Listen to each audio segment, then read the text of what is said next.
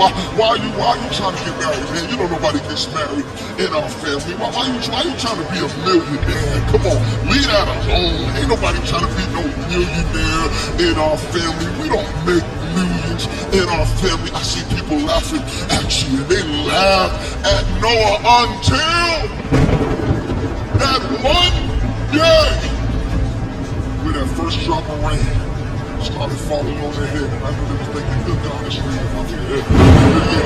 They laughed at Noah until it started to rain and rain and rain, and then they all wish they had it all. They wish they had built themselves a boat. They wish they had built themselves something. Can I tell you something? The same thing is getting ready to happen to you. All they're laughing now, but it's about to rain. And when it rains, they're gonna wish they had $1 million. When it rains, they're gonna wish they had raised their family right. When it rains, they're gonna wish they had finished that degree. When it rains, they're gonna wish they had lived a better life. When it rains, they're gonna wish they had eaten better and worked out and treated people right and had a 20-year vision. I'm telling you, it's gonna rain. Build your ark. The rain is straightforward. Straightforward? Yeah, straightforward. I see it, run to it, I just go for it.